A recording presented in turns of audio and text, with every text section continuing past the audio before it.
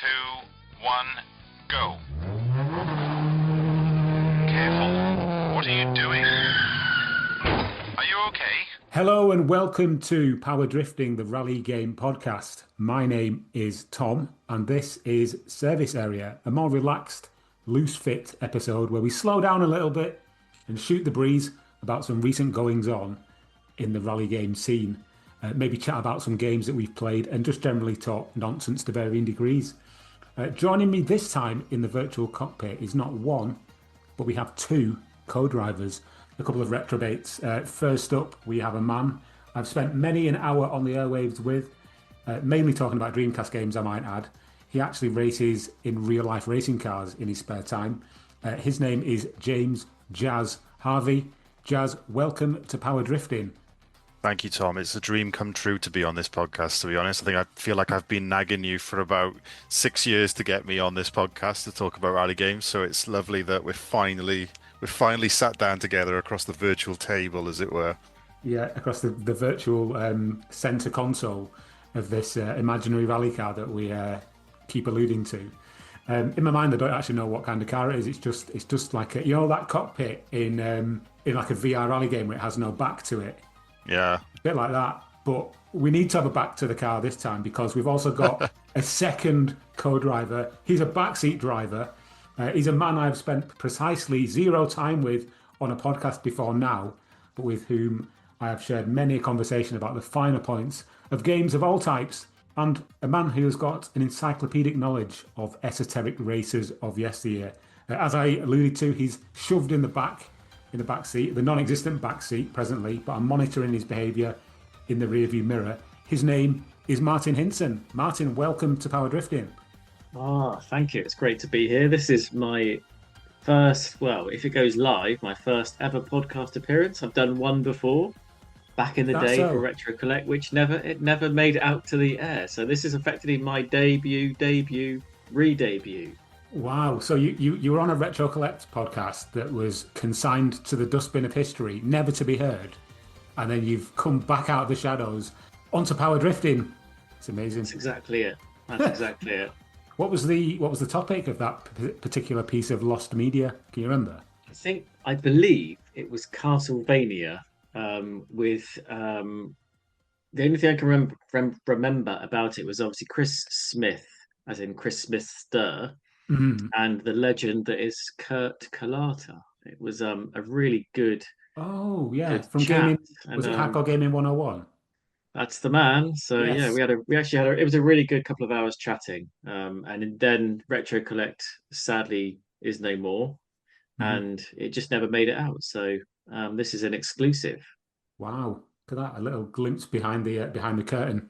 Anyway, we are here to talk about some goings on in the rally game scene. But before we do that, I just want to get a little bit of a history of your experience with rally games, racing games in general. I know that you're both massively into your video games, but let's talk a little bit about some of the games that you enjoy playing that aren't specifically rally games, and just really what your background is really. So Jaz, if you want to go first, just give the listeners a little bit of a download as to who you are and what makes you tick. Yeah, definitely. I've been a gamer all my life, as most of us have. Racing games have always been, the first games that I would buy with the little pocket money you could save up back in the day. Been a huge motorsport fan ever since I was a kid because my dad was, so I naturally was as well. So obviously getting to drive cars in a virtual world was the closest you'd come to being able to tear around a track when you're younger.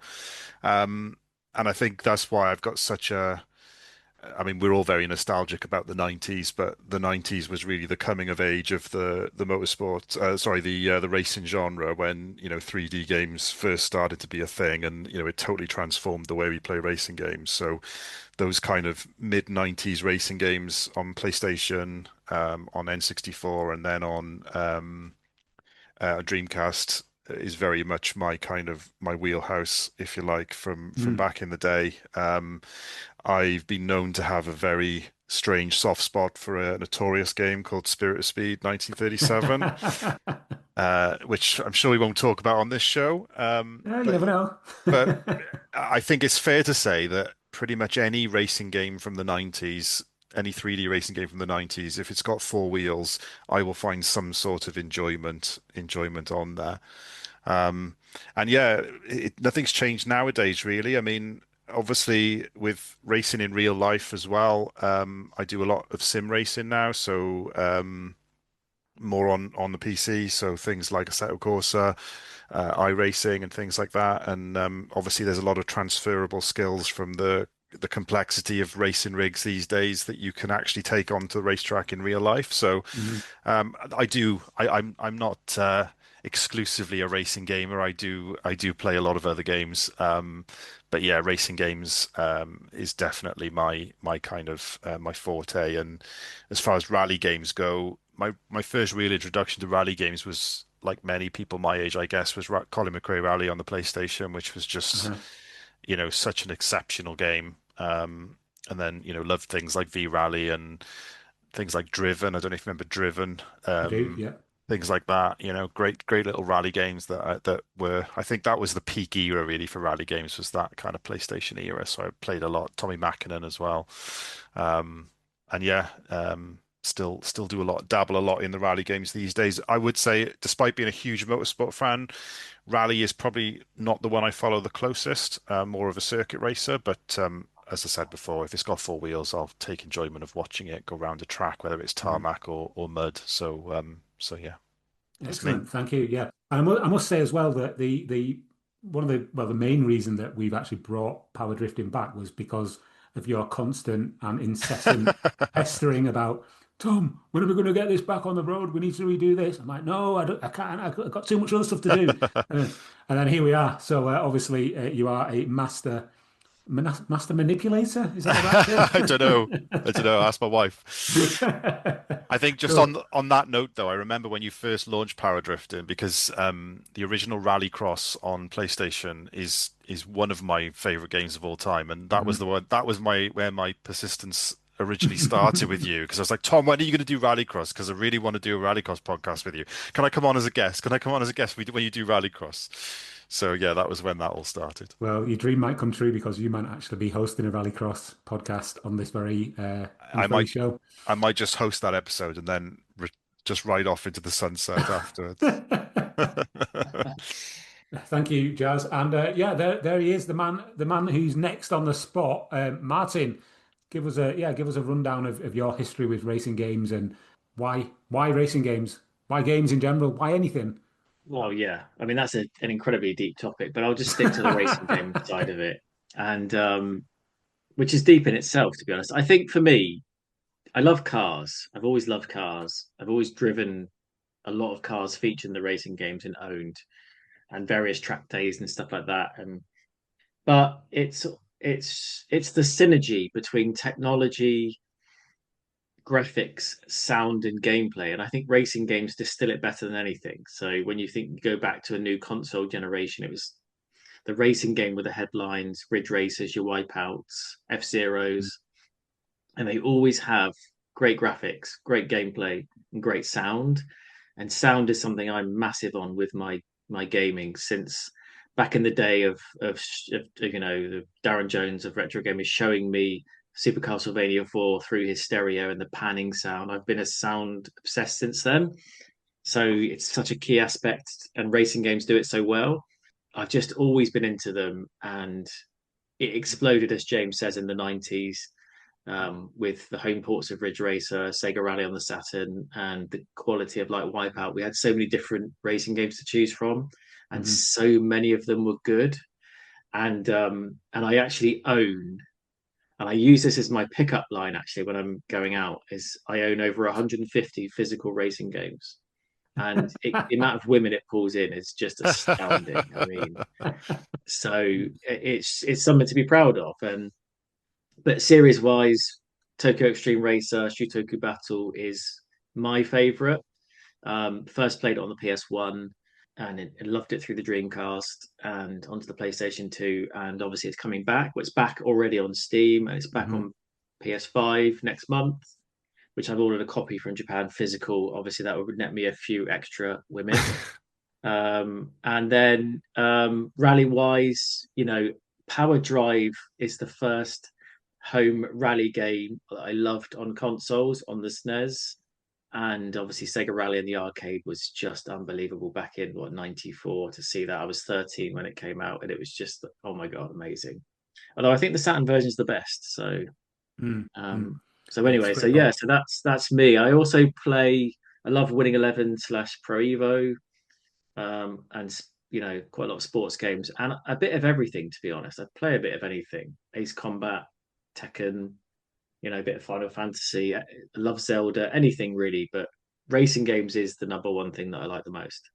Yeah, Fantastic. I think it's good to have a rounded kind of appreciation for games. It's nice to have a particular favorite genre, but having a sort of a holistic view of gaming is good because obviously you can kind of compare and contrast to different, influences that that particular game might have. I do feel like though, as I've got older, I've turned into much more of a filthy casual gamer. Like, other than racing games, I will usually, play at least a couple of, half a dozen new ones every year. But I mean, going back 10 years ago, I'd play pretty much any new release that came out. I was really on top of every single thing that came out. Whereas I find myself these days, it's like the new Madden, the new Call of Duty.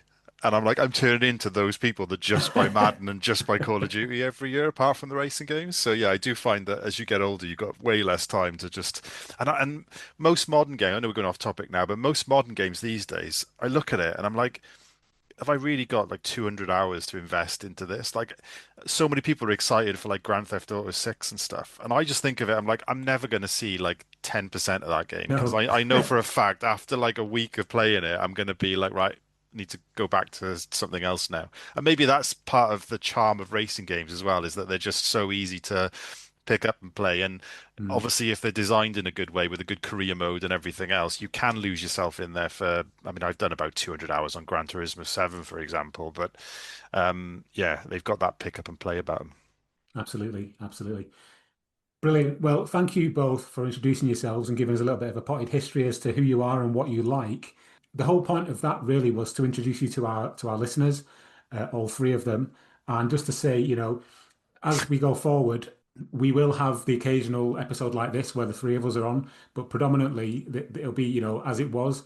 We'll have a single special stage episode with two hosts and maybe the odd bonus stage where one of us just talks about a game that they like that maybe the others haven't played.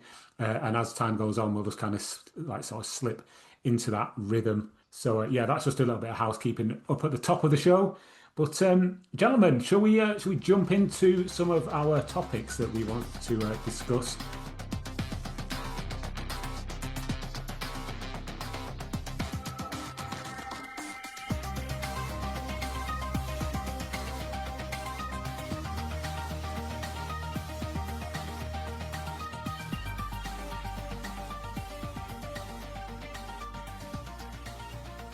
The last time we did one of these shows was in about August of 2021, which is, as as we know, it's about 5 years ago.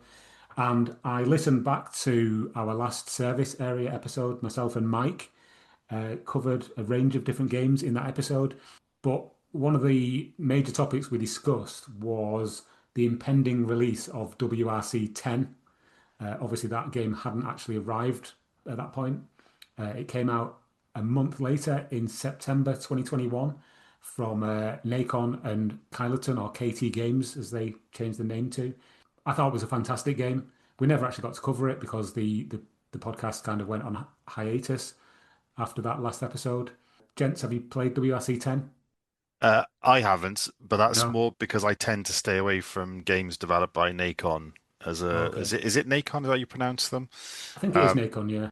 I got stung by things like Test Drive, the most recent Test Drive and things like that. And yeah, from experience, they're a bit janky at first, so I purposely haven't bothered trying those ones. I did look at the EA series, which I know we'll talk about later, but yeah, not the Nacon stuff.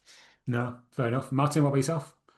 Similar to James, to be honest, it was I tend to avoid the slightly flaky stuff they put out, and it was the same as well back in the day with Milestone. I didn't Yeah. like a lot of Milestone games, but as the years have rolled by, they've managed to improve their software Uh-huh. quite significantly, to be fair.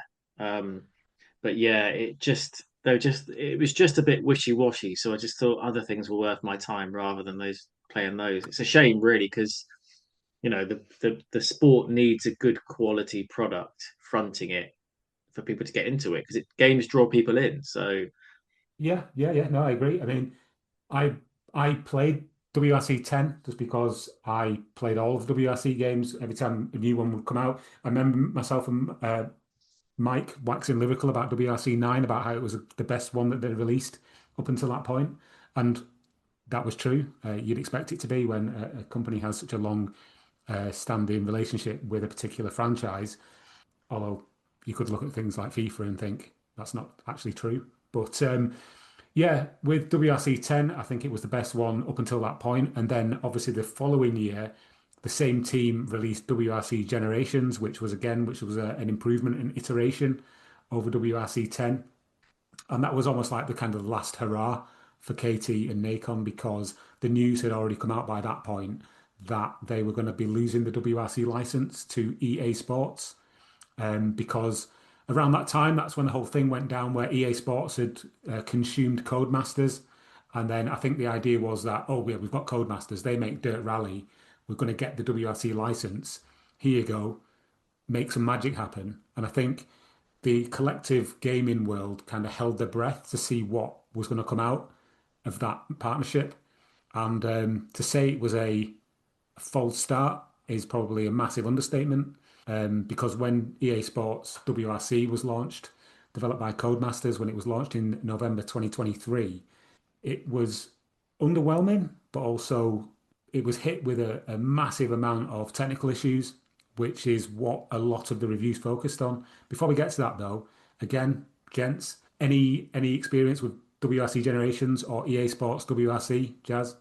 Yeah, so I mean, it's a really interesting one, to be honest, that EA even wanted the license in the first place because the WRC at the moment is probably, as far as the real WRC motorsport goes, it's probably like, it's nowhere near as popular as it used to be in the sort of the earlier 2000s. So I'm even Mm, surprised that they wanted to invest in it.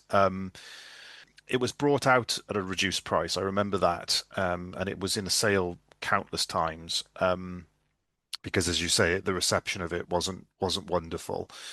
It's it's what you'd expect from EA, I think. I mean, presentation wise, they go all out on making something look and feel as realistic, as accurate as it can be. Um, there's a career mode in there which is super confusing initially. I agree. Yeah, yeah, yeah, it is. Yeah. Because it's like telling you need to go and sign engineers and this and that, and then it says go to like the scouting page, and then there is no scouting page, and it's just not very clear. I think they could have made that a lot more simplistic than they actually did, but obviously it goes into detail, and it does follow similar to the Formula One games made by EA and Codemasters. It follows the kind of the same theory as that. The issue for me though was more in handling of the cars. I didn't last too long with it because I just felt like the cars were way too oversteery, and I found it really difficult. I mean, I tend to do most of my quote unquote casual gaming with a controller, because once you've played on a proper sim rig with things like Assetto Corsa and iRacing, trying to play those with a steering wheel just doesn't feel right anyway. So with a controller, I felt like it was really difficult to control it to a point where you felt like you were actually doing well on these stages. I'm sure if I played it longer, I would have got used to it. And actually, I think that's true of almost any racing game. You read so many games about, certainly old games as well. You read about how the controls are really awful, and actually in replaying a lot of these games now, I've come to find that you can really quickly get used to the controls of any game, and it feels natural then if you've got to put more steering on or less. But I just found WRC way, way, way too sensitive. And I'm sure again you can play around with the settings to change the sensitivity and everything. But even things like braking and things like that, I didn't feel like there was enough kind of give in the brakes. It would almost lock up straight away and things like that. So I wasn't as impressed as I thought I was going to be with it. and I think I managed to do. I started a career at like the junior level, thinking I think there's three levels of it: junior, WRC2, and WRC. I started at the junior level, thinking it'd be great, and because I do like those kind of career modes. Um, and I think I got to the end of the junior career, and I'd had enough by that point. And I couldn't be bothered to upgrade to the WRC2, so my rally career ended as a junior. So yeah, I think looking back at it, it clearly didn't get the same investment and treatment that the Formula One series has got from EA. But at the same time, you can totally understand that because obviously Formula One is at its absolute peak of popularity at the moment. So it's very natural for them to justify the money spent on it. And I think the fact that EA gave up the license so quickly with WRC just kind of shows that, they weren't really into it for the long run anyway. Yeah, yeah, we're going to talk about that in a minute. Before we do, though, Martin, have you got any experience with either Generations or EA Sports WRC? I've played WRC, not exceptional amounts, and it's twitchy. It doesn't feel quite right, as sort of James has said with the pad. And I think for me, what I'm finding and I find it, and I put this in a AAA gaming space because it's a big EA game, even if the license doesn't necessarily warrant it. I find the racing genre is a little bit confused at the moment. It doesn't know what it wants to be. And you look at the influences from like Assetto Corsa, which is obviously it's great on PC. And you look at obviously the Forza Horizon series, which is, I mean, it's engulfed the Forza Motorsport series effectively. And the word simcade's been thrown around for years, but I feel like so many racing games don't know where they want to position themselves now. And I think this is a perfect example of that. It doesn't know what you want to be. Whereas you go back even just a few years to like Dirt Rally versus, Dirt, and they Yeah. were very obviously different products. And if you want a simulation, you buy Dirt Rally, and if you want something a bit more in your face, you buy, the Dirt games. And it's like, and then when you slap in because you mentioned earlier about the chatting at like different types of games, and you layer in the ridiculous levels of RPG elements into these games, and I think the essence of what made them great back in the 2000s and before is kind of gone. Just make a racing game. I just want to race fast cars on Mhm. on Mm. various tracks, locations, stuff. Focus on that part, get that part right, and the rest of it will just fall into place. And yeah, focus for me is lost. And I think Forza Horizon 6 news that we've just seen, I know I might come to that in a bit, but it it looks like they're trying to bring back some kind of structure and progression system to it to give it some kind of identity again. So yeah, I think I've that's what we need to focus on. It's a great point you Tell made, Martin, about and it's this conversation is I feel like we've been having for many generations of racing games is that they do really struggle to find that kind of which audience you're trying to cater for. Are you trying to cater for the people that want a realistic racing game, or are you trying to cater for the people that want to pick up and play a game? And I think a lot of games try and find this happy medium, and you don't satisfy either camps. And I think as technology has evolved and you've got a lot more people now actually, properly sim racing, and anything that isn't you know played on a sim is not realistic. There's no ifs, buts, or maybes about it. There's and I appreciate I'm in the minority here who my consideration to a realistic game is very different to maybe somebody else's. But Forza Horizon is a great example. It comes across as very realistic and accurate, and indeed it is from the car models and everything else. But I think there's an expectation that when you drive it, it's more about chilling out and having fun and not worrying about, traction control and things like that. So like I'll play Forza Horizon, for example, with a chase view, which I would never do, obviously, on a more serious game. But I think, yeah, these companies are just so worried about it's got to be accurate, it's got to be accurate. And with the best will in the world, if you're playing a game with a controller, it's never going to be accurate. So make it so that it feels nice and fun to play. And like you say, that's why the games of old, like Colin McRae Rally and Sega Rally and things like that, they give off the illusion of being quote unquote real world, but actually they're not to play, but they're fun to play. And I think it's when you try and make it too sim-like, it's just not fun for a lot of people to play unless you sat down and you've invested like 2 grand into a proper sim rig with force feedback and everything else. And yeah, I think a Okay. lot of games struggle with that. I'm sensing that from the last 10 minutes of chat that you two are not big fans of EA Sports WRC. Is that No, would that no, be would that be safe to say? no. I have written some little notes down here of some little things I just wanted to mention about the game. I've put here that I thought the handling was actually quite decent on the vehicles, but it's all subjective, isn't it? It's got a great selection of real and fictitious locations. There is a vehicle creator, so you can make your own vehicles, which was a nice additional That touch, was I thought. cool. Yeah. Yeah.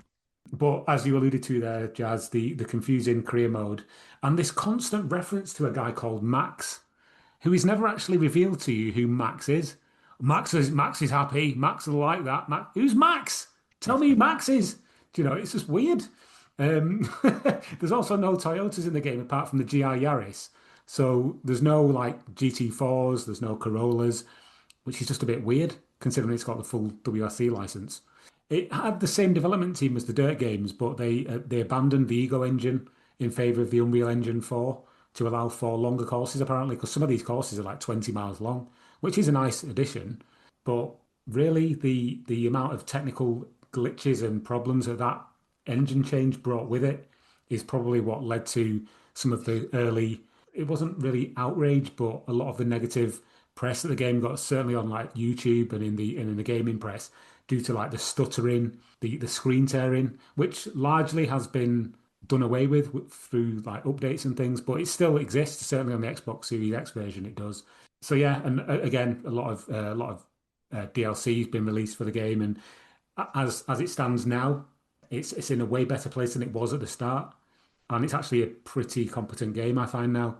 But obviously, as we're going to speak about next, the license has actually been what's the word? It's not rescinded, but abandoned, given back, I suppose, because in April 2025, EA Sports released a press release saying that they were essentially, well, canning the whole sort of project and letting go of the license, which was quite a shock for I think a lot of people who are involved in the rally game scene. I was expecting certainly that this would be like a sort of a multi-year, multi-game kind of setup where they would, maybe the first game wouldn't be great, but the next one might be a little bit better and so on and so forth.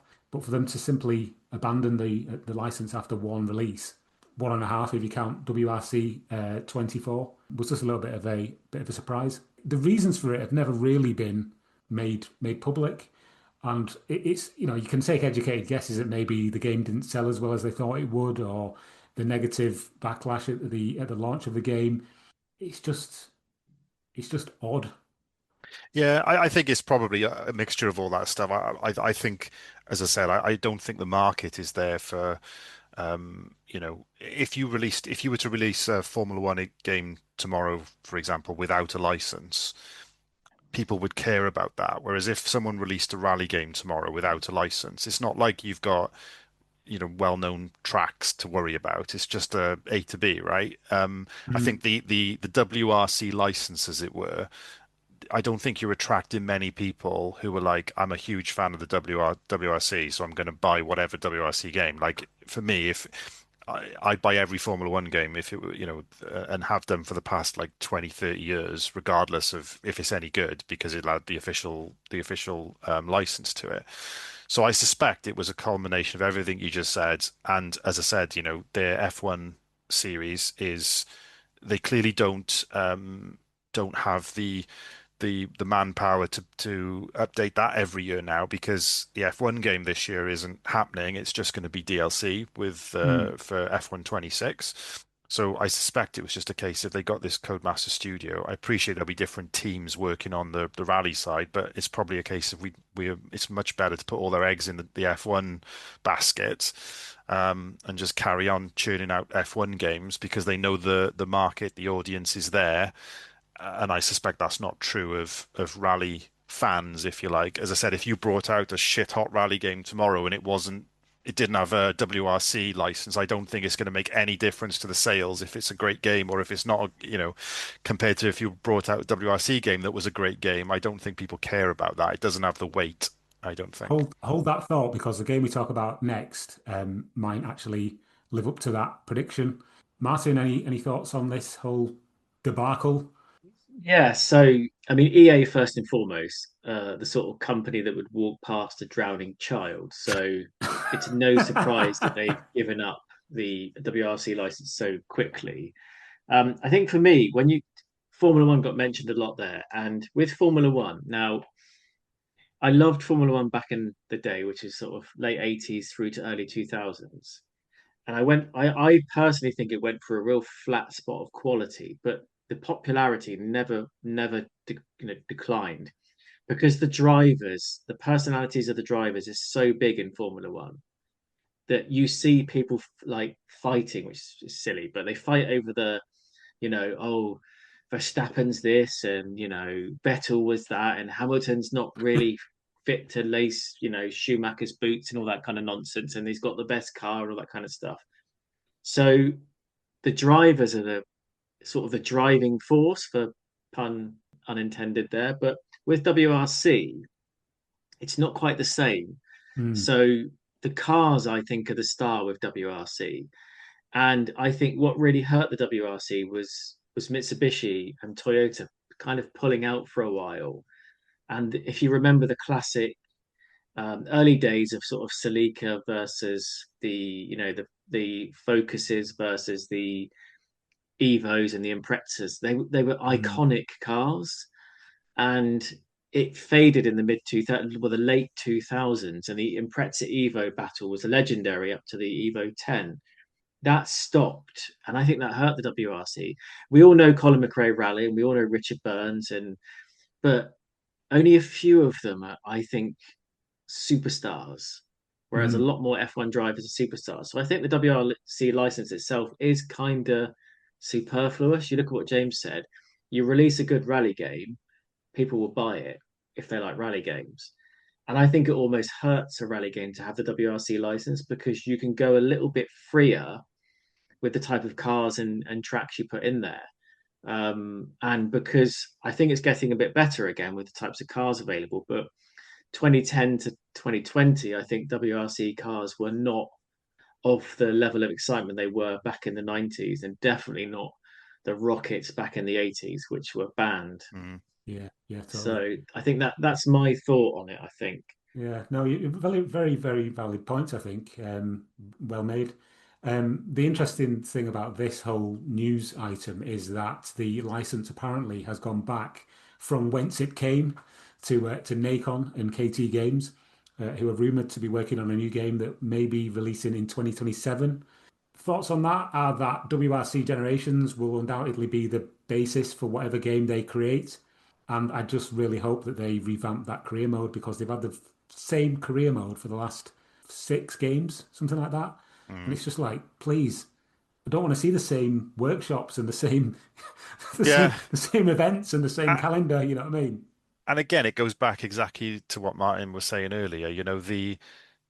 I think on the most part, Formula One fans are happy to play the next game, even though it's largely the same game, but obviously it's got all the updated liveries and cars and drivers and everything else. I mean, the career mode in F1, yes, it's evolved a little bit and it's got a few extra bits and pieces, but since EA bought Codemasters and started releasing Formula One games for the last 5 years, it's largely been exactly the same. And most F1 fans, as I said, they're happy to do that because you want the latest liveries, you want the latest drivers and everything else. I don't think that's true of Rally. Yes, you'll have a small pocket of die-hard WRC fans who want all that stuff, but for the most part, yeah, I agree. I think they need to do something different. Otherwise, clearly people aren't buying it. Moving on, really, but also kind of, using some of what we've just spoken about to move on to the next game that we're going to discuss briefly, is a game that actually came out of literally nowhere about 2 or 3 months ago and doesn't have a WRC license. That game is Assetto Corsa Rally from Supernova Games and 505 Games. And it was released in early access on Steam in November 2025. I was made aware of this game through a flurry of YouTube videos the day that it was announced, because, like I say, it literally came out of nowhere. Nobody even knew this thing was being developed. And when it dropped, my word, the visuals are one of the main stars here because it's using Unreal Engine 5 and everything is sort of laser scanned. So the visuals are, literally a leap ahead what we're used to seeing in rally games.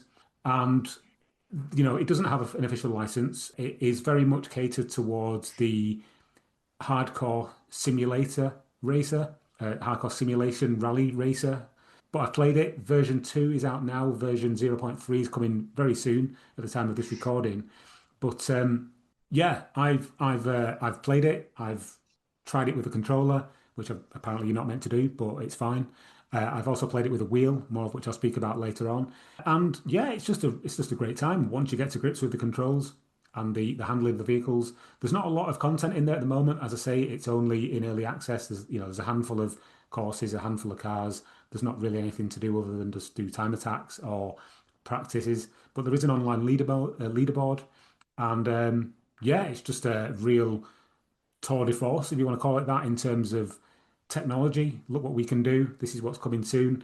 Yeah, it's just a mind-blowing looking game, to be honest. Gents, any thoughts? Played it? Seen any video of it? What do you think? Yeah, I've played it. I agree with you. I think it's phenomenal. It's exactly what we were talking about earlier. It is 100% catered for the hardcore. Mm. Obviously, it is designed to be played on a sim rig in the same way that something like iRacing is. So it gives you that actual accurate feel of driving a car. Um, like you said, my PC needs upgrading really because I've not really touched it in a couple of years, so I wasn't able to run it on like super high everything, but it still looked fantastic. And I think the one thing that a lot of these, well, what really separates the men from the boys, if you like, when we talk about the hardcore racing games, is the technology used to generate the tracks. So this is similar to iRacing. This features laser scanned stages, which have been scanned in from real stages. Now, the fact that they're scanned from real stages, for me personally, who doesn't watch an awful lot of rally, doesn't make much of a difference because I wouldn't No. recognize A to B. But what it does do, which I don't think people who maybe don't do the more extreme racing would realize, is the difference a laser scanned circuit or route to makes to play is every little bit of gradient, every little bump.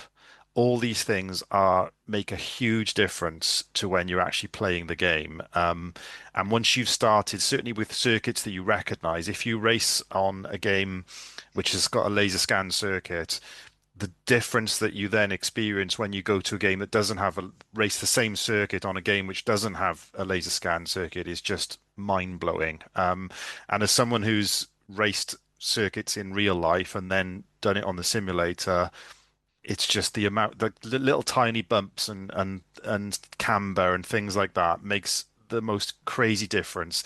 And laser scanning a circuit costs like hundreds of thousands to do. Like it's not a cheap thing to do at all, which is why a lot of these companies charge per track when you're buying these things. But yeah, that's what sold it to me. And the game feels it is a simulator. It feels just like it's the rally equivalent of playing iRacing or obviously Assetto Corsa and things like that. Yeah, and I think that's what there's always room for another sort of angle when it comes to rally games. You can have your simulations, you can have your more arcade style ones, but then for a super hardcore simulation to come along, I think there was always space for it. Mm. Because you've got things like Dirt 2, which is more of a simulation, but it's not hardcore simulation. The thing that like real nerds can get interested in. Yeah. I remember when I first started playing it, and I was wowed by the visuals. I was taking some videos on WhatsApp and sending them to Martin, saying, "Look at this! Look Look at how the amazing!" suspension. Look at that. The steel, the aluminium. It's all there. Mud on it. Did you see that? But the interesting thing is, I mean, we touched on it earlier, but the market for this kind of hardcore sim rig setup is never been bigger than it is now. I mean, it all kind of exploded during lockdown, mostly because you had a lot of professional drivers like Formula One drivers and everyone else who were doing online sim racing and streaming it, and everyone was stuck in the house. So they were like, I'm going to invest a grand or 2 grand into a sim rig. Didn't Verstappen do that? Didn't Max Yeah, Verstappen do that? all, He did, all didn't the he? all the Yeah. F1 drivers did. They did like a virtual series, and then they had loads of different stuff like that. But I think there's a lot more people who have sim rigs now than you realize. So there's definitely an audience for this. And as you say, you know, the people that have invested all this money into a sim rig, they want these like experiences that are going to give them the most sort of enjoyment out of it. So I almost think there's a bigger market for this now than this kind of hybrid rally game, sort of semi-realistic. There's probably more people buying things like Assetto Corsa Rally than there would be people buying a new WRC game that's just released on PlayStation or whatever. Mm. So it just makes a lot of sense to just target those people. The way you speak about sim rigs that were bought over lockdown, it sounds like you're talking about cross We did trainers that it were first. bought with the best Yeah. intention and if now covered in clothes. You know what I mean? How many cross trainers are covered in clothes around the world? It's just one of those things. Verstappen, he copied us. That's what it is. Yeah, exactly. We did it first. All us nerds did it first, and then Verstappen does it, and suddenly it's cool. It's just Yeah. one of the sim rigs. I think the reason for lockdown though is I think it is obviously quite an expense. It's like everything with like this sort of thing. The more money you put into it, the better the setup that you get.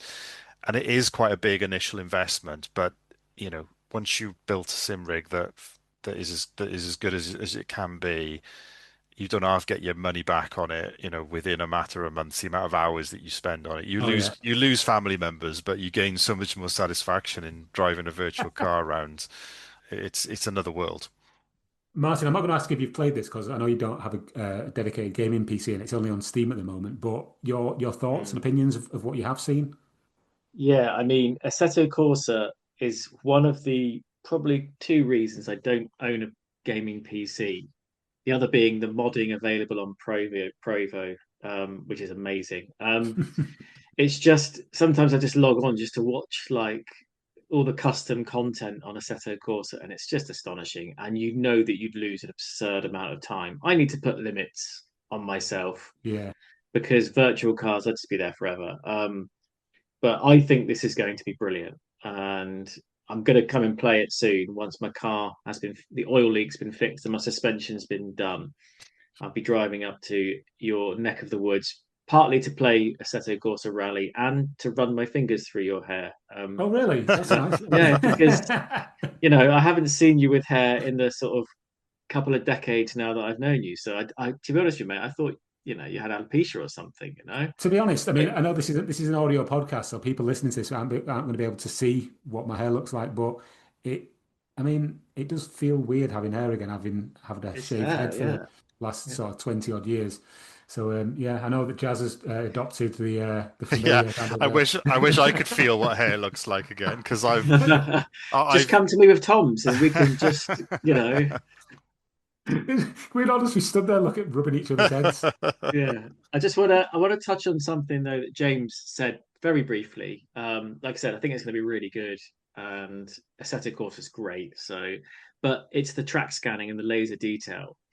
And like you said, when you track, I've done track days, so I haven't done racing, but I've done track days. For those that don't know, you got a timed session where you're on a track and you can drive to your limits or whatever you want to, but it's not you don't race against anyone. It's all effectively like time trials in a way, and the nuance of the tiny little changes, the bumps, the tiny little changes of camber and things like that. And I just want to give a tiny shout out to the original Gran Turismo on PS1 because I think what's undervalued in that game is how good the camber changes are. And Mm. it actually has it in the game. So if anyone wants to go back and check it out, the quality of the track surfaces is so far ahead of everything else at the time.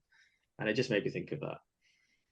There is a game coming up on the docket that I'm going to very briefly talk about later on, where the lack of camber is actually quite alarming when you notice it. So to hear you two both wax lyrical about how important this is in things like Assetto Corsa Rally or Gran Turismo, It's quite interesting. But we'll come back to that. We'll park that one for the moment. So yeah, that's Assetto Corsa Rally version 0.3 coming imminently on Steam. It's going to be one to watch. Don't have any idea when the actual full first release is coming, but I would imagine it'll be sort of later this year, maybe early next year. But very exciting stuff to look forward to. From the most hardcore of rally simulators to the most arcade of rally arcade experiences, I guess. The next game on the list is a game called Super Woden Rally Edge from Vijuda. That was released in 2026, January, literally a week ago at the time of recording. This is a top-down arcade-style rally game. And I did actually release a bonus stage episode just before this one where I talked all about that game. So I'm not going to dwell too much on it here, but I just want to reiterate what I said in that podcast. This is like arcade racing perfection when it comes to top-down rally games. Martin, I know you've got a little bit of a appreciation for things like Art of Rally and also the previous Super Woden games. So have you seen this game? Have you played it? And if not, are you planning on playing it? I have seen it. I have not played it, but I'm definitely planning on playing it. I think the Woden games are really good, and they just carry that. It's I mean it's an arcade game out and out, but it has that challenge. You have the weight of the cars. You know, you have to plan your routes through the track, which is a really clumsy way of saying it. But yeah, you have to plan your turns. You've got to plan your overtakes. It has challenge within its arcade, underpinnings, and also you can tell the developers just love what they're doing, Yeah, and totally. it comes out in the game. You know, it's not perfect. I think the presentation's a bit wishy-washy. It's thematically a bit strange. But do you know what I also like about it? I love the unlicensed car names. I just think it Yes. gives it a really great. It gives it its own charm, and it's trying to be its own thing while paying homage, as opposed to trying to be something else. If you know what I mean, it's not trying to be, Neo Drift Out. It's not Mm. trying to be Power Driver. It's trying to be Woden, but it nods to the past, but it's very much in the present, and I really like that. Should I repeat for the third time the history of the Woden name? I'm not going to, don't Go worry. for it. But This will be the third no. episode in a row. Go for it. No, because I'd forgotten. Obviously, 5 years ago is a long time. So when I did the last service area and I spoke about the history or the origins of the Super Woden name, I completely It forgotten was that a I'd done band that. name, wasn't it? Yeah, Let's it was just the sum band up. name. It was a band Yeah, name. Tom yeah. talked about it 5 years ago in the last episode. He talked about it in the episode he released last week. So we go for a hat trick just to remind you all. It's a band Yeah. name. um, Jazz, any thoughts from you on Super Woden Rally Edge? Yeah, I've not played the new one. I've played one of the older ones on PlayStation. It's not the type of game I would sit at my sim rig and play because that's the only game in PC I've got. So I wouldn't play it. I wouldn't play it on PC. But I will play this when it comes to PS5 because yeah, it looks phenomenal. As you say, they clearly love their rally just because all the cars are all iconic rally cars like the Lancia Delta, and I've seen the Corolla in there, and the Martini livery on what I presume is a Skoda or something. So yeah, and the Audi Quattro. So it looks phenomenal. We'll definitely play it, but it's that's definitely a couch game for me. Yeah, defo. And also, I don't think there's actually any wheel support as of the time of recording because I saw some people arguing on the Steam page comments section about not being able to use a wheel the other day. So It would be like there's that. super off road in the arcade, couldn't it, if they had a wheel? Yeah, good point. Good point. Yeah. Let's move on. The last one we're going to talk about in any kind of real depth is a game that I haven't actually played the full release. I've only played the demo. And Same. this game is Old School Rally, which was released in December 2025 by Frozen Lake Games and published by Astrolabe Games. It's going for a Colin McRae rally vibe.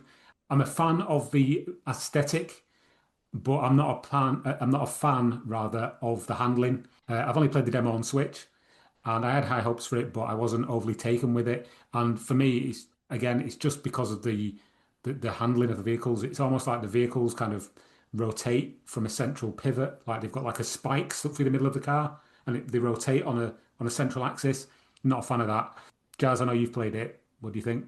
Same really. I thought it was really great, and I do commend the developers for, like you said, the visual style of it is brilliant. I mean, if you just saw a single screenshot of it, you would just think it was Colin McRae from back in the day. Unfortunately, that works in its detriment as well, because after playing the demo for quite a while, I was just like, I might as well play Colin McRae. It's too similar, if that makes sense, for it to be. And it's a double-edged sword because I do really appreciate it because it's for my nostalgic eye, it looks really appealing because I love looking at racing games from the 90s and that kind of not quite perfect colors and like everything's nice and bright and it does look like a contemporary 90s rally game. But yeah, the reason I didn't buy the full release because my general thoughts were exactly that. Like I'd rather just boot up Colin McRae Rally, the original, and Yeah. play through that instead. Martin, any thoughts on old school rally? Sadly, the same. Appreciate the effort that's gone into it, but it's trying to be something it's not. And like I said in the about Woden, Woden's a nod to the era, but it's its own thing. Woden is Woden. Old school is a not as good version of Colin McRae Rally, and you might as well just play Colin McRae Rally. So if you look at another game, Parking Garage Rally, Oh yeah. the Saturn inspired one, that's its own game. It looks like a Saturn game, but it's its own game and it's its own thing. I'm not saying don't make a rally game that looks like a PlayStation game, Mm. but try to make it your own rally game that looks like a PlayStation game. For me, it didn't work. Mm-hmm. Parking Garage looks brilliant. I believe that's coming out on PlayStation soon, isn't it? Because I that was another one that I saw on Steam and I Yeah. was like, oh, I really like the look of that. Hoping it comes to PlayStation. I'm pretty sure I saw an announcement at some point over the last few months saying it was coming to PlayStation. So I was like, yeah, definitely going to pick that one up. Yeah, I'm just looking at it now on Steam. It's Parking Garage Rally Circuit. Oh, just turn the volume off there. Yeah, that's from Wallaber Entertainment. That's a cool name for a studio, Wallaber. Um, it's yeah, 7.99 on Steam. I like the way it's even got the sort of the net curtain effect, transparency Yeah. effects It's on the well worth your money, shadows of the that is. car. Brilliant, love that. Cool. All right then. So that is Assetto Corsa Rally, Super Woden Rally Edge, an old school rally that we've waxed lyrical over.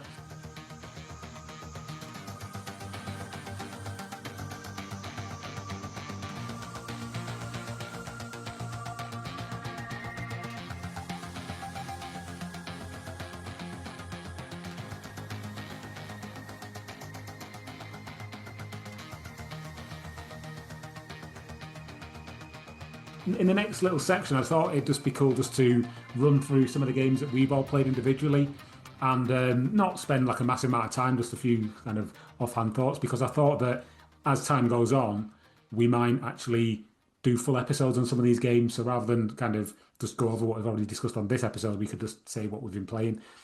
So I'll go first. I finally got a wheel. I've been wanting to get a wheel for a long, long time, but just never had the time, the inclination, or the space really to have one.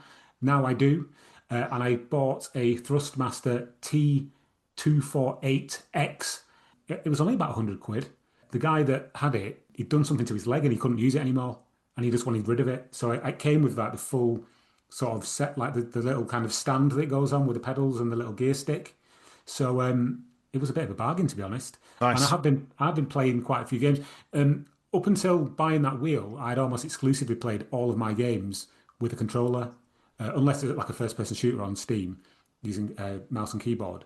But I have to be honest, I was never really convinced that having a wheel would make that much difference, and I was very wrong, as I found having had this wheel. It just adds a new dimension to the whole experience. I did play, well, I have played several games on the PS2 specifically using Martin's wheel, which has force feedback over the years. But it's only in quick sort of bursts here and there, and they were mainly arcade rally games or racing games. So having this wheel now, this Thrustmaster, and being able to experience some of the games in my catalogue, it adds a whole new dimension.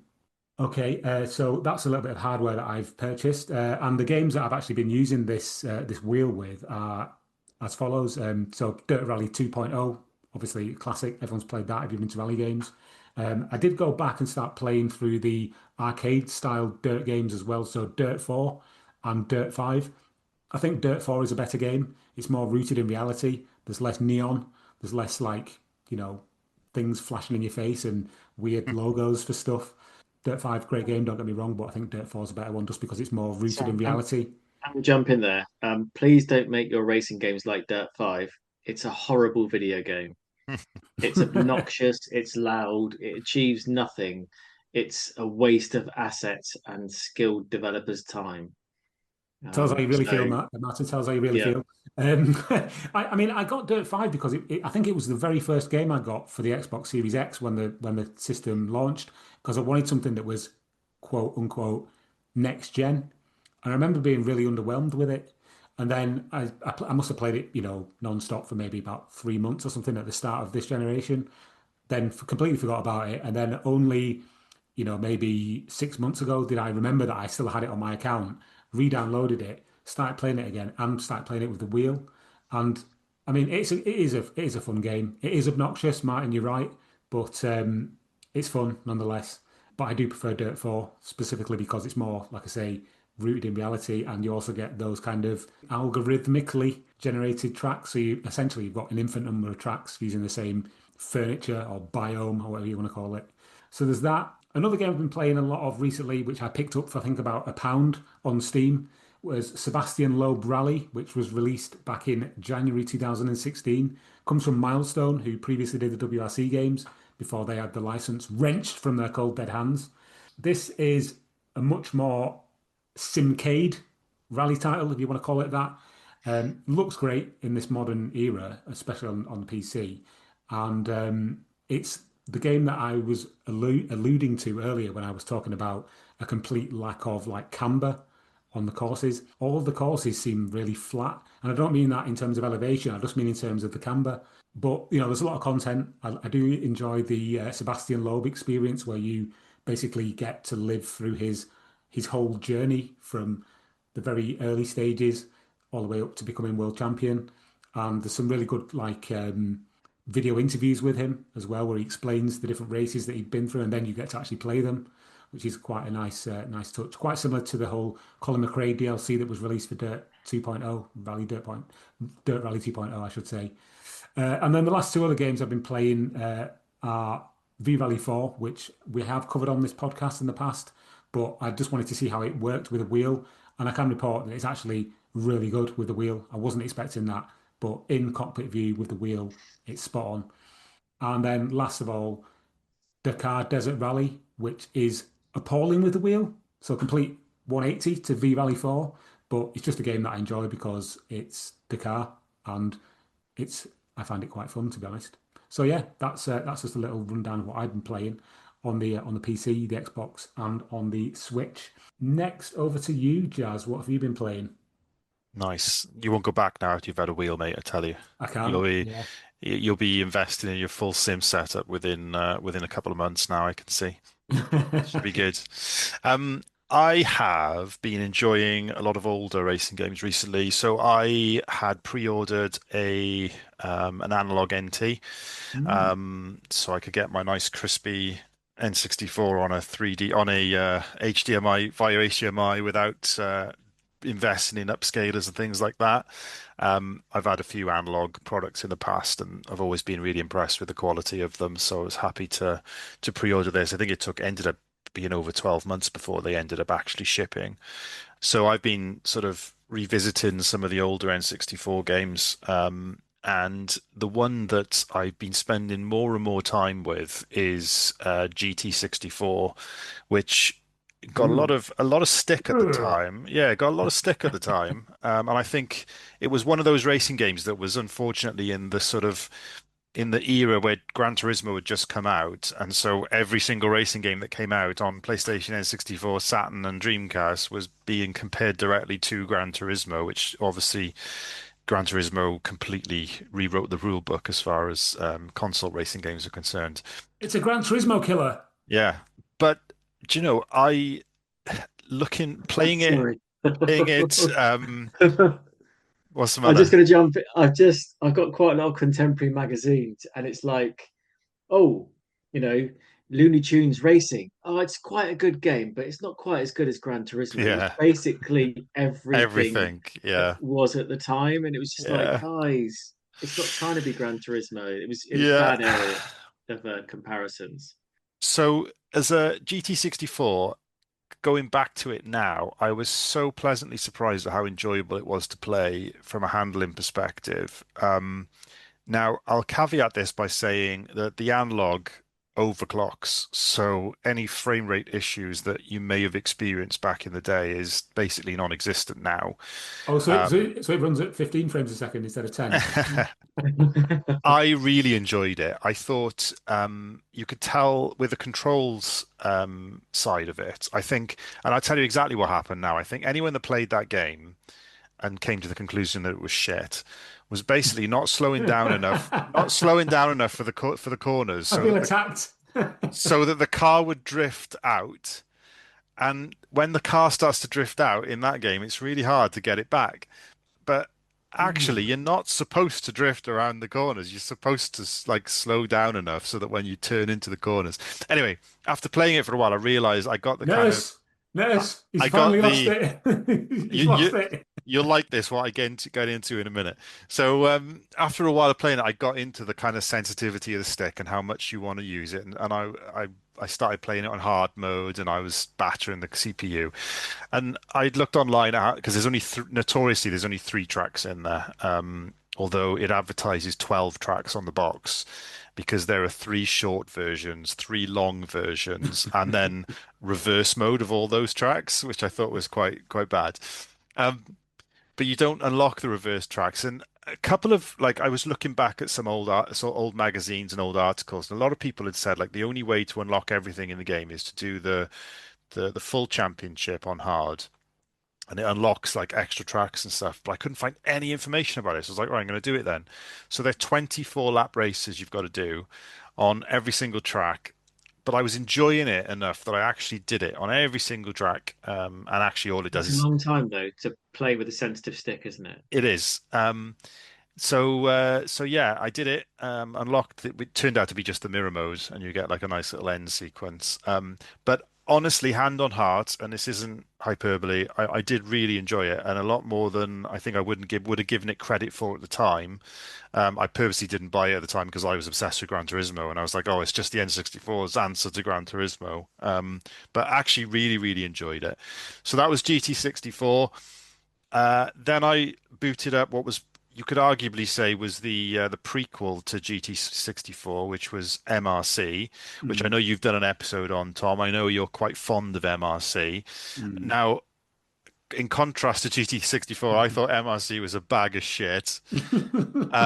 Looks appalling and handles dreadfully, but also it's so difficult like to It's really actually hard. do anything on It's there. really hard, yeah. And even if you find yourself being faster than the car in front, the AI is so bad that it's so hard to overtake them. And if you do get alongside them and they like nudge into you slightly, your car just grinds to a halt.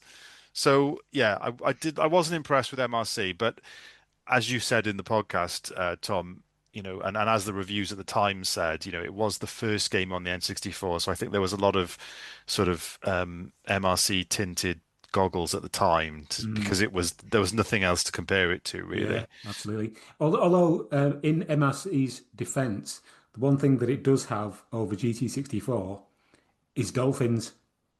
There's that one track in there where you're riding along and the Yeah, dolphins do a little jump every time you go past. yeah. Didn't see that There's in GT64. It is there's a good amount of variety in the cars and the tracks that they have. But yes, I think maybe I should have played that before I played GT64. And then the final N64 game that I spent a considerable amount of time with was Top Gear Rally 2.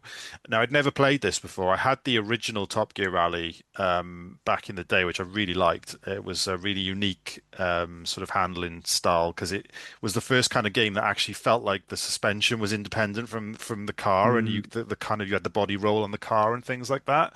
Yeah, yeah. So I really enjoyed that back in the day. So I thought I'll give Top Gear Rally 2 a go. Never played it and was very pleasantly surprised at just how much they improved that game from the first to the second. I think they were probably a little bit over ambitious in some of the improvements that they made, especially around damage physics and the damage model, where for anyone who hasn't played it, you can get punctures, you can get Oh, car damage in the middle of a game. But it just, when they introduce these new features and it just happens way too often. So like mhm. it's basically impossible to finish a stage without incurring some sort of significant damage that will ultimately slow your car down a lot. And with the tires, if you get a puncture, which happens almost every other stage, you have the option to change the tire at the side of the track, which admittedly is a really nice touch and adds something that other racing games didn't do. And actually, if we talk about rally games, it is something that you're obviously allowed to do in real rally. If you have a puncture, you've got a spare wheel, you can put a spare wheel on. And often you see photographs of rally drivers and co-drivers spanner in their car at the side of the road. But the fact that this happens like so often, it just becomes after initially you're like, oh, this is a really cool little novelty. Um, it becomes very tiresome after a while. But yeah, really enjoying the game. I'm still playing it now because it's got quite a nice career mode where you sign for different teams and you can upgrade your car and so on as you go forward. And they fixed a lot of the fogging that the first game had, so I think it's a lot nicer on the eye as well. So yeah, I was really impressed with that one. And then the only other racing game, been playing in the last couple of months, was the EA Sports WRC, which we talked about earlier. And for anyone who's not played that yet, and you own a PlayStation, just so you know, that is on PlayStation Plus now as well. So you can download that for free if you have a PlayStation Plus account. Cool. Good to know. Good to know. Awesome. Thank you, Jazz. Good selection there. Martin, again, don't have to be Rally games. Enlighten us what Yeah. you've been playing. Well, just quickly to touch on GT64, the Japanese version, James, has got an extra track. Oh, So if you've got a kart of sorts, it might be worth checking it out. And I quite like it as well. If it's the frame rate that kills the game's quite good, but the frame rate does kill it. And if it was just a bit smoother on release, I think it would have gotten a decent Mm. reception. But I also quite like MRC, but I also think it's rubbish. But I still like it. Mm. And I tried to complete it last year, couldn't do the last race because the AI is just like it's like the world's most agile snowplow, and it's right behind you all the time and just bowls you out of the way. So, but I still quite Hey, like it. Martin, you are allowed to Oh, like rubbish games because yeah, I like San Francisco Rush, the original. Play that I at don't least think one that's rubbish. Is that at rubbish? I least think once that's a quite month. good. Yeah, I think that's quite good. But yeah, I like liking rubbish games because sometimes you can see what they're trying to do. Except for Mhm. Dirt 5, that's just rubbish. Um, but I've been playing Power Drive on the SNES because it's great and it's on the Amiga, I think, Mega Drive as well. They're all slightly different, but it's just Jaguar. that's the only game that made me want a Jag. And then I saw the library of the Jag and then realized that it's just not worth it. Wait, Club Um, Drive was the thing that made you want a Jag. no, Oh, Power Power Drive Drive. Oh, Rally. right. I thought it was a Club Drive. I was going to say, Jesus Christ. We played that at Tom's a while back, and it was yeah, it was were we chasing a cat around or something? Yeah, And the big cat in the big house. Yeah, yeah, it's yeah, one of the most influential Worst games ever made. one of the cats, most cats in influential video moments in games. gaming history. So Power Drive is great. Check it out. Top-down racer, quite challenging handling. Nice little rendered cars as well. I've been playing the original Woden because I've just bought a PS5 and my Woden transferred over to that, the PS5 version. So I started a new save on that. And again, that's great fun. The only thing I don't like about Woden is they used an arcade filter to give it a kind of scan line effect, Hmm. but it also weirdly blurs the edge of the image, and it's a bit of a shame because it would have been a good filter without that, giving it a retro look. I've been playing The Last of Us Part 2 on PS5, boosted to 60 frames per second. And to be honest, it's a game changer. I Love that liked game. it on PS4, but I didn't love it on PS4. I found the combat was too much and it was too shooty and it was a bit sluggish compared to the remastered version on the PS4. Playing on PS5, it's so much smoother to play and it's just an easier game to navigate because it's so smooth. I really And struggle with anything that's 30 FPS now. Like yeah, I do find it quite jarring if I'm playing something. Final Fantasy Remake was the big one. playing that in 30 FPS versus in 60 FPS on performance mode on the PS5. I just couldn't do it. As much as I want the pretty visuals, 60 FPS makes such a difference. I've always been the same because of being a console gamer, primarily playing Japanese games. I mean, I do play lots of Western games as well, but they often, especially during the PS2 era, targeted 60. So you had so many smooth games, and it does make a big difference. It's not being snobbish; it makes a difference. So Agreed. it's nice to see that happening. But I'm enjoying The Last of Us Part Two a lot. Well, no, I'm not enjoying it. It's horrible. Um, it's a it's a You're hideous game enjoying it. because Yeah. I'm enduring it. It's not a pleasant experience, but it's very satisfying. And I'm on the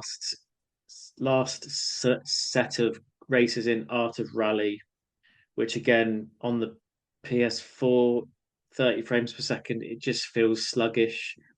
And I didn't like it that much because it felt really sluggish. On PS5, it's 60 frames a second. The car just responds so much better. I love how it looks. It looks amazing and it plays well. And the only things I don't like about it is the music doesn't synchronize with the sort of races. So it feels like the music is disconnected.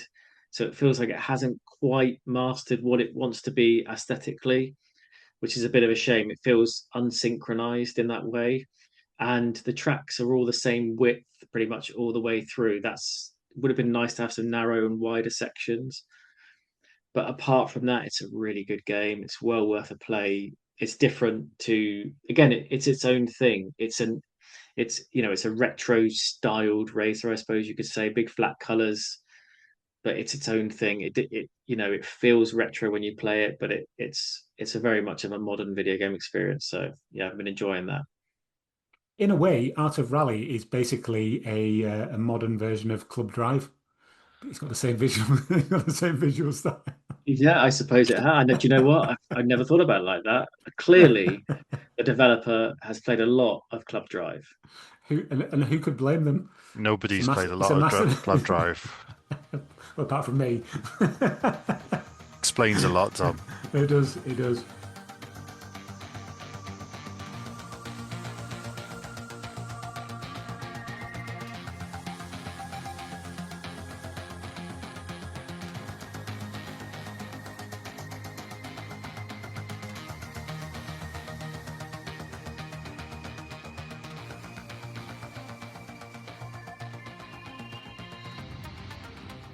Anyway, right. Thank you both for that rundown of what you've been playing. That was really cool. It's great to see what other people play and what their opinions are on these kind of things.